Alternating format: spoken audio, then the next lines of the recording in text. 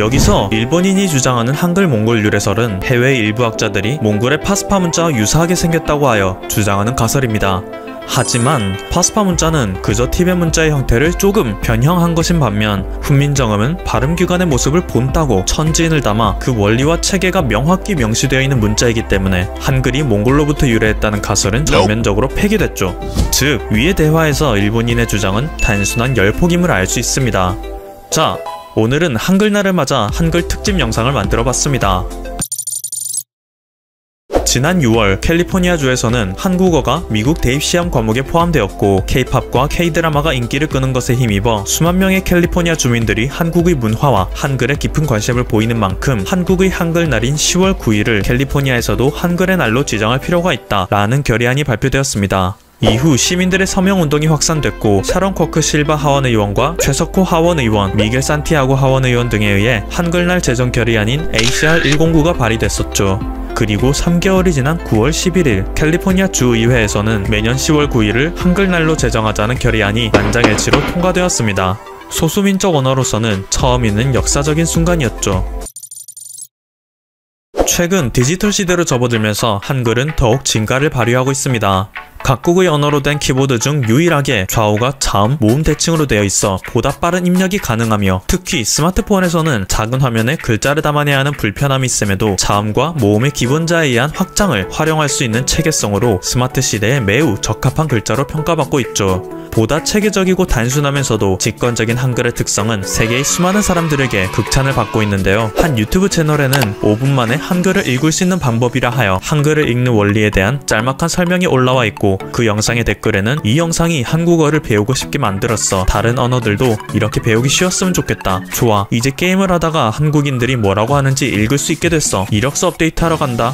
한국어 읽을 수 있음 등의 댓글들이 달리고 있죠. 또한 독일의 한 기자는 한글을 배워나가는 과정을 기사로 작성하였는데요. 세종대왕이 현명한 사람은 다음날 아침까지 모두 익힐 수 있다 라고 말한 것에 자극을 받아서 도전했다고 합니다. 해당 기사에서는 일본의 문자와도 비교를 하고 있는데요. 문맹 퇴치의 역사에서 가장 큰 성과를 거둔 문자가 한국의 문자이다. 당시 조선인들은 수세기에 걸쳐 중국의 문자 체계를 사용했지만 한국의 문법과 맞지 않았고 발음도 적합하지 않았다. 일본도 이와 같은 상황이었지만 여기서 한국과 일본의 차이점이 명백하게 드러난다. 일본의 학자들은 한자를 읽고 쓰는 방식을 확장함으로써 이 문제를 해결했다. 하지만 이것은 일본에게 3가지 문자 체계라는 결과를 낳았으며 일본의 문자 체계는 세계에서 가장 복잡한 것이 되었다. 반면 한국은 한자를 개조하는 대신 혁명의 길을 택했다. 완전히 새로운 시스템을 개발했으며 이로 인해 한국의 문맹률은 획기적으로 줄어들었다. 라며 일본의 문자 체계에 비해 효율적이고 우수한 한글을 극찬하고 있는데요. 서구인들에게 한글의 발음은 어렵게 느껴질 수 있다. 하지만 익숙해지면 곧 모든 단어를 발음할 수 있다. 한글의 글자는 그것에 배당된 발음이 명확하게 정해져 있기 때문이다.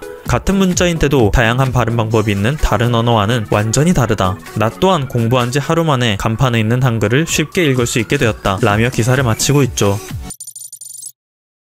이러한 한글의 인기에 힘입어 인도네시아의 소수민족인 찌아찌아족에서는 한글을 공식적으로 사용하게 되었는데 실제로 전 세계에서는 한글로 다른 언어를 표기할 수 있는지 없는지에 대한 의견이 분분합니다. 대표적으로 F나 V에 해당하는 발음이 없죠. stop이라는 영어 단어 또한 현대 한글로 최대한 유사하게 표기를 하면 stop이 되는데 이것은 한글 표기법에 위배되는 방식이죠.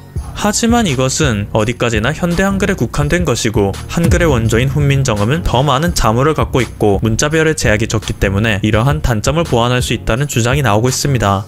심지어 조선시대 훈민정음은 당시 관료들이 배우는 외국 언어 교과서에 외국어 발음을 표시하기 위해 사용됐었는데요. 지금 보시는 사진이 20세기 초 조선시대의 교과서입니다. 영어 발음을 한글로 매우 정확하게 적어낸 것을 볼 수 있죠. 한국어에는 없는 발음을 적기 위해서 새로운 자모조합을 사용했었기 때문인데요. 이처럼 현대 한글은 현대 한국어의 실정에 맞게 최적화되었기 때문에 외국어를 표기하는 것에는 한계가 있지만 훈민정음을 이용하면 세계 모든 언어를 표기할 수 있음이 증명되고 있습니다. 이러한 훈민정음의 본질은 미국 하버드 대학교의 데이비드 맥켄 교수의 말을 통해 확인할 수 있는데요. 외국인이더라도 단기간 내에 한글을 익혀 사용할 수 있으니 세종대왕은 전 세계인을 자신의 백성으로 만들었다. 이외에도 미국 시카고대의 제임스 맥컬리 교수는 세계에서 가장 과학적이고 위대한 글자인 한글을 전 세계 언어학계가 찬양하고 한글날을 기념하는 것은 매우 타당한 일이다. 나는 지난 20여 년 동안 해마다 한글날을 기념하고 있다 라고 했으며, 영국 서세스대 제프리 샘슨 교수는 한글이 세계 최고의 글자인지 아닌지에 관계없이 이것이 세계 인류가 성취해낸 가장 위대한 지적 성취 중 하나로 손꼽히는 것은 의심의 여지가 없다 라며 극찬을 하고 있죠. 하지만 최근 스페인 산티아고 순례길과 세계 각지의 관광지에서 한국인들의 낙서가 발견되면서 한국인들의 이미지가 나빠지고 있다고 하는데요. 더없이 아름답게 느껴져야 하는 한글마저 낙서 문화로 인해 지저분한 글자로 인식되는 일은 벌어지지 않았으면 하는 바람입니다. 여행지에서 한글로 낙서를 하는 한국인을 보면 꼭 말리도록 합시다. 지금까지 퍼플튜브였습니다. 여러분의 구독과 좋아요 그리고 알림 설정은 컨텐츠 제작에 큰 힘이 됩니다. 감사합니다. 우리가 해외여행을 가게 될 때 어지간하면 충돌이나 마찰을 일으키지 말라는 말이 있죠. 하지만 요즘에는 굳이 해외에 가지 않더라도 이렇게 외국인 밀집 지역들이 많아졌고, 또 국적은 한국이더라도 타국의 정체성을 가진 사람들도 많이 늘어났는데, 조화롭게 잘 지내면 좋겠지만 워낙 사고방식도 다르다 보니 혹시 모를 마찰도 조심해야 합니다. 최근에는 서울의 경우 중국인들의 거주지가 지하철 2호선을 따라 이렇게 동진하고 있다는 얘기도 화제가 되었었고, 제주도에는 중국인들이 엄청난 땅을 사들여 문제가 되는 것 아니냐는 여론도 많았습니다. 특히 지자체 중 강원도는 중국과 협력 사업을 많이 진행하고 있는데, 대표적으로 춘천과 홍천에 중국 복합 문화타운을 지어 소림사, 중국 전통정원, 중국 8대 음식 푸드존을 조성한다고 해서 이를 반대하는 여론도 높았고, 청와대 청원까지 올라가 큰 관심을 끌기도 했습니다. 지자체는 투자 유치의 관점으로 보고 있고, 여론은 그와 크게 다르기도 합니다. 강원도는 중국 관련 프로젝트만 3조 7천억이라네요. 또 중국인들이 해외 부동산 쇼핑을 하면서 그 나라의 부동산 불안을 부추긴다는 말도 있는데요. 우리나라에서도 국내 부동산을 대거 매입해 문제라는 말도 많습니다. 특히 국제법상의 대원칙은 상호주의인데, 한국인은 중국 부동산을 살 수 없지만 중국 사람들은 무한정 들어올 수 있다는 것도 문제라고 지적됩니다. 그리고 한국인들은 각종 규제에 묶여 내 집 마련이 어려운 상황에서 외국인들은 아무런 제약 없이 투기를 해서 집값이 더 올라간다는 것입니다. 다행히 이런 문제에 대해 정치권에서 법안을 마련한다는 소식도 있는데 잘 되었으면 좋겠네요. 그런데 중국인들은 이렇게 한국의 토지, 아파트 매입뿐만 아니라 아예 섬 하나를 통째로 사들이려고 하기도 합니다. 대표적인 곳이 한국 영토의 최서단 섬인 경렬비열도라는 섬입니다. 암초 9개, 큰 섬 3개인 북격비도,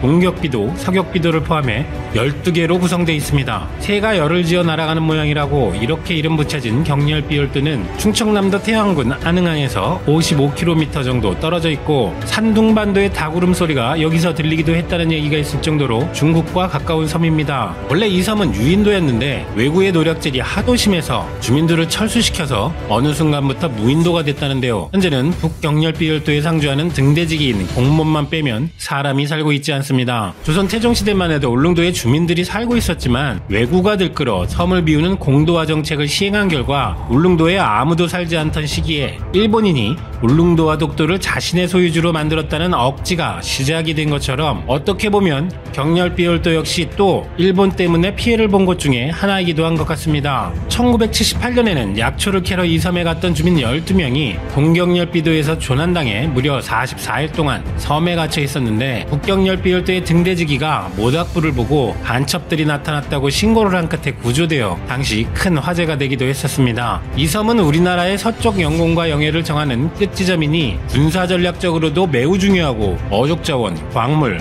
문화관광, 생태자원 또한 풍부해서 우리 해양주권이나 자원주권 차원에서 매우 중요한 섬입니다. 그런데 역시 중국과 가까우니 중국 선단들의 침범도 많은데, 한국 내에서 불법 조업을 하는 사례 중 60%가 이곳 경렬비열도 해역에서 이루어지고 있고, 2008년과 2011년에 중국 어선을 물리치다가 우리 해경 2명이 숨지는 사고가 발생하기도 했었습니다. 또 이 해역에서는 고기잡이 선박들의 사고도 많이 일어나지만 육지와 너무 먼 거리 때문에 사고 대처나 긴 긴급 환자 수송에 어려움을 겪고 있으며 기상악화 시 피항해야 하는 상황도 많다고 합니다. 경렬비열도에 만약 항구시설 같은 것이 있다면 원활할 수도 있지만 그렇지 못한 상황이라고 합니다. 그런데 이렇게 중요한 곳인데도 불구하고 그동안 등대를 지키는 공무원만 있을 뿐 무인도로 방치되고 있고 국가적인 관리는 되지 않고 있는 것이죠. 더군다나 그러는 사이 이 섬이 통째로 중국으로 넘어갈 아찔한 위기까지 있었다고 합니다. 현재 동경열비도와 서경열비도는 사유지이고 등대가 설치된 북경열비도만 국유지인 상황인데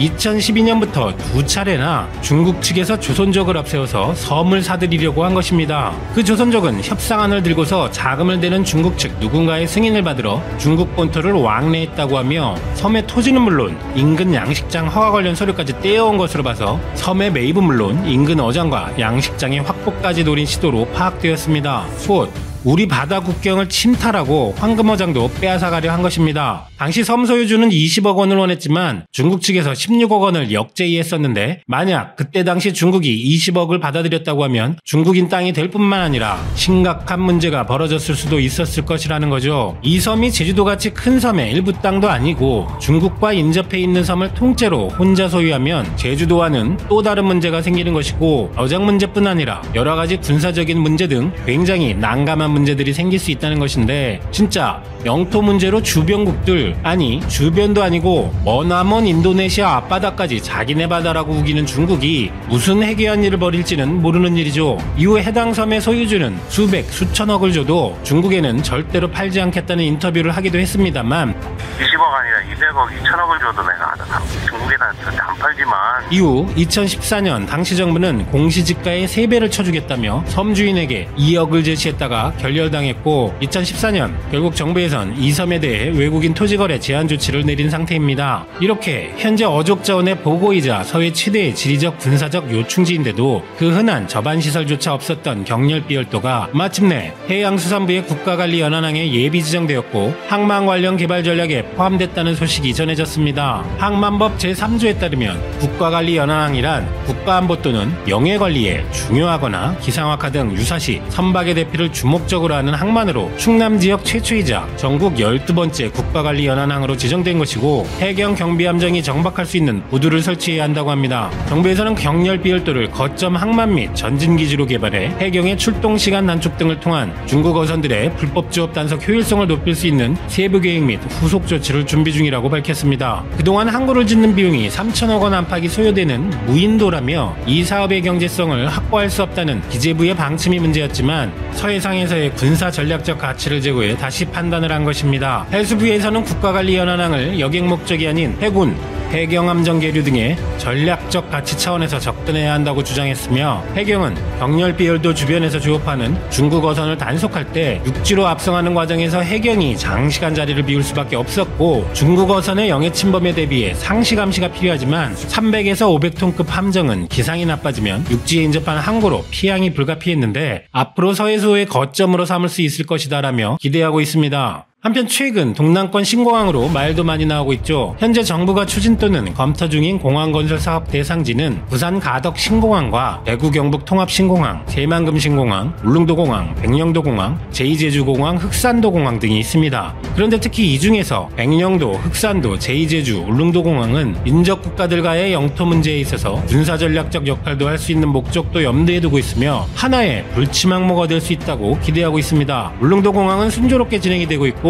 한국 공군의 작전 가능 시간이 획기적으로 늘어나서 유사시 독도 해상에서 일본 자위대와의 전투 발생 시 대응이 크게 강화될 수 있으리라 기대되고 있습니다만 역시 전략적 가치가 큰 백령도공항, 흑산도공항, 제주 2공항은 좀처럼 진척을 보이지 못하는 면도 있습니다. 국방부는 백령공항 건설은 국방안보 측면에서도 전략적 이익이 있고 유사시 군사공항으로 활용할 수 있다는 긍정적인 관점을 보이고 있고 흑산공항도 마찬가지로 1.2km의 활주로를 갖춘 소형 공항 건설 사업으로 두 곳 모두 사업성과 전략적 가치가 높다고 평가되는데도 불구하고 추진이 잘 안 되는 이유는 환경단체들의 반대도 큰 원인이라고 합니다. 환경단체들은 비용 편익이 높다는 결과가 나왔는데도 저탄소 녹색 성장이라며 거기는 헬기로 다니면 된다, 철새들이 피해를 본다는 등의 이유를 대고 있으며 또 외국 단체들과 연합해서 반대 활동도 하고 있는데 이곳에 공항이 생기면 자신들에게 군사적인 방해가 된다고 생각하는 어느 나라의 압력이 있는 것 아니냐라는 의견도 일부 나오고 있기도 합니다. 그런데 백령공항과 흑산공항에 공항이 생기고 경렬비열도의 해군 함정에 정박이 가능해진다면, 나아가 경렬비열도에 소형 비행장이라도 건설한다면 한국군의 서해에서의 작전 능력은 획기적으로 증가할 것입니다. 중국은 경렬비열도 해상에서 한미연합 해상기동훈련이 실시될 때마다 아주 민감한 반응을 보이곤 하지요. 그들이 싫어하면 맞는 방향인 것이다 라는 말도 떠오르네요. 해경은 최근에도 서해 이지 인근에 침범하는 중국 어선에 골머리를 앓고 있는데, 대형 경비함정을 한번 출동시키면 7박 8일에서 8박 9일 정도 작전을 한다는데, 원거리 항구에서 왔다 갔다 하는 것도 매우 피곤한 일일 것이고, 앞서 말씀드린 여러가지 해경들의 공백 상황들도 불가피한 열악한 상황입니다. 한국 해역을 마음대로 침범하는 불법 중국 어선을 훨씬